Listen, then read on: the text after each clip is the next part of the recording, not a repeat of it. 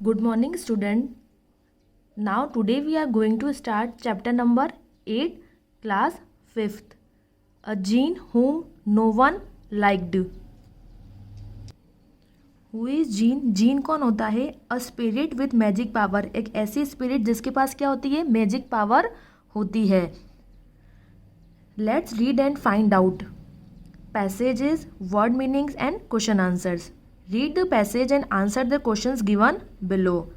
Once upon a time there was a genie.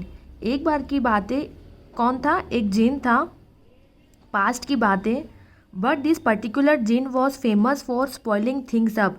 ये जो gene था वो पर्टिकुलर किसके लिए फेमस था? चीज़ों को ख़राब करने के लिए. स्पॉइलिंग मतलब डिस्ट्रॉय करता था चीज़ों को. कोई भी चीज़ होती थी उनको डिस्ट्रॉय करने के लिए ये जाना जाता था. Whenever someone rubbed the magic lamp, he would come out and say, "What is your wish?" जब भी कोई क्या करता था, वो मैजिक लैम्प को रब करता था तो ये उसके अंदर से बाहर निकलता था और उससे पूछता था कि तुम्हारी इच्छा क्या है. Then a great cloud of smoke would appear. और फिर क्या होता था? एक बादल था, वो क्या होता था? अपीयर होता था. A great cloud of smoke would appear. Smoke का. When somebody wanted something, he would bring it covered in a so much dust that nobody wanted to even touch it. और जो भी इंसान कुछ चाहता था तो वो किसके अंदर कवर होके आता था? वो डस्ट का जो बहुत बड़ा क्लाउड था स्मोक का, उसके अंदर कवर होके आता था.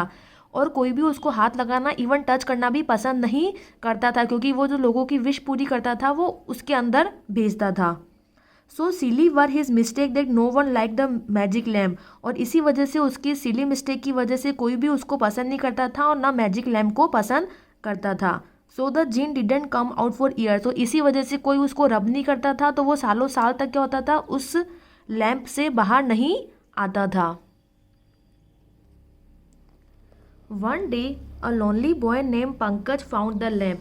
एक दिन एक बच्चा था, वो खेल रहा था, जिसका नाम था पंकज. उसको वो लैम्प मिला. He heard the sad cries of the gene. उसको उसके अंदर से क्या हुआ? जो जीन था उसके रोने की आवाज़ सुनाई दी. So he decided to try to become his friend. तो उसने क्या सोचा? उसने सोचा कि मैं इस जीन का क्या बन जाता हूँ? दोस्त बन जाता हूँ. तो उसने उसका दोस्त बनने की कोशिश करी. The wish he asked to be granted was to be able to enter and leave the lamp. और उसने जो उससे विश मांगी वो ये था कि वो क्या करे? उस लैम्प को छोड़ दे, बाहर आ जाए और उस लैम्प को छोड़ दे. The genie was happy to grant this wish. और जो जीन था वो क्या था? बहुत हैप्पी हो गया था इस विश को देने के लिए. तो उसने, उस पंकज ने ये विश मांगी थी कि जीन जो है वो उस लैम्प को छोड़ दे और उसको लैम्प के अंदर ले जाए. As soon as Pankaj enter the lamp he could see what the genie problem was. और जैसे ही पंकज उस लैम्प के अंदर एंटर गया तो उसको पता चला कि जीन की जो है प्रॉब्लम क्या है. It was not that he has a bad gene. और फिर उसको लगा कि वो जो जिन है वो क्या है? बुरा नहीं है. It was just that he was untidy. खाली जो प्रॉब्लम है वो ये है कि वो क्या है? अनटाइडी है. अनटाइडी मतलब नॉट वेल अरेंज, साफ सुथरा नहीं है. In the lamp everything was throne all over the place. Lamp के अंदर जो सारी चीज़ें हैं वो क्या करी हुई है? इधर उधर बिखरी हुई है. Whether it be jewellery, books, boat और कैमल्स. चाहे वो ज्वेलरीज हो, बुक्स हो, बोट्स हो या फिर कैमल्स हो. It was clear that the place had not been clean for years. और उसको देख के, उस लैम्प के अंदर जाके देख के ये पता चल रहा है कि वो जो जगह है वो सालों से क्या हुई है? साफ नहीं हुई है. Pick up anything and a cloud of dust would fly up. ठीक है, कुछ भी इसमें से उठाएंगे तो क्या करेंगे? जो क्लाउड ऑफ डस्ट है वो क्या करेगा? फ्लाई करना शुरू करेगा. जो डर्ट है वो लार्ज अमाउंट में उसके अंदर बहुत ज़्यादा थी.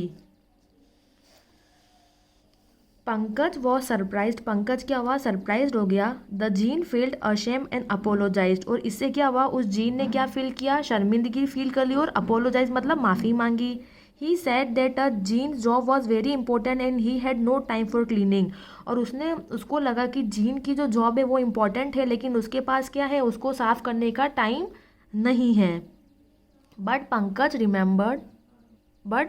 Remembered his mother advice. लेकिन क्या हुआ? पंकज को उसकी मदर की एडवाइस याद आ गई. He told the genie that it was important to keep all his things in order. और उसने जीन को बोला कि ये बहुत ज़रूरी है कि हमें क्या करना चाहिए? अपनी सारी चीज़ों को सिस्टमेटिक तरीके से ऑर्डर में अरेंज करना चाहिए. And so they decided to give the place a good clean, और उसने डिसाइड किया कि अब वो क्या करेगा, उस जगह को साफ सुथरा रखेगा। It took them quite a few days. When they finished, everything was gleaming and in its correct place. फिर कुछ दिन उन्होंने लिए, उसके बाद सारी चीज़ें क्या हो गई, सिस्टमेटिक तरीके से हो गई, सारी चीज़ें शाइनिंग करने लग गई और सब चीज़ें अपनी अपनी करेक्ट प्लेस पर चली गई।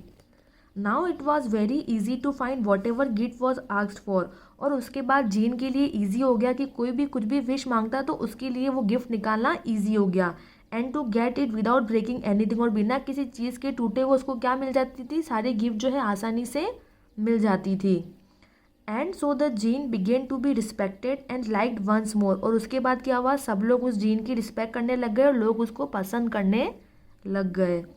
ही learn that nothing great can be achieve without order and cleanliness in all thing, और उस जीन को ये समझ में आया कि बिना चीज़ों को सही ढंग से जमाए और बिना साफ सफाई के हमें कोई भी चीज़ अचीव नहीं हो सकती है। इसीलिए हमें क्या करना चाहिए, अपनी हर चीज़ को अच्छे से अरेंज करना चाहिए, हमें हमारे आसपास में साफ़ सफाई रखनी चाहिए, चाहे वो हमारा रूम हो चाहे वो कुछ भी हो, और हमें सब चीज़ें इस प्रॉपर तरीके से अरेंज करनी चाहिए ताकि हमें भी कभी किसी चीज़ को ढूंढने में परेशानी नहीं होनी चाहिए। तो ये था इस चैप्टर का एक्सप्लेनेशन, जिसमें बताया था एक जिन के बारे में।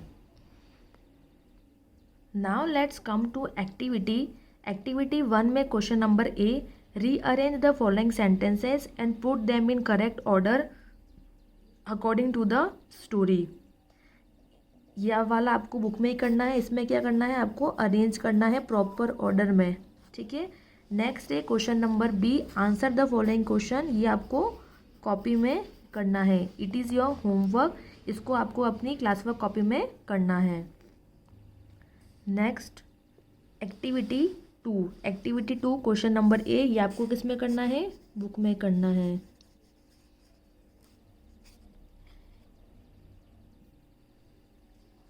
एक्टिविटी 2 का क्वेश्चन नंबर बी, ये भी आपको बुक में करना है। एक्टिविटी 3 का क्वेश्चन नंबर भी बुक में करना है। एक्टिविटी 4 भी आपको जो है वो बुक में करनी है, ठीक है। सिर्फ जो है एक्टिविटी 1 का क्वेश्चन नंबर 2 क्वेश्चन आंसर आपको कॉपी में करने हैं, बाकी सब आपको बुक में करना है।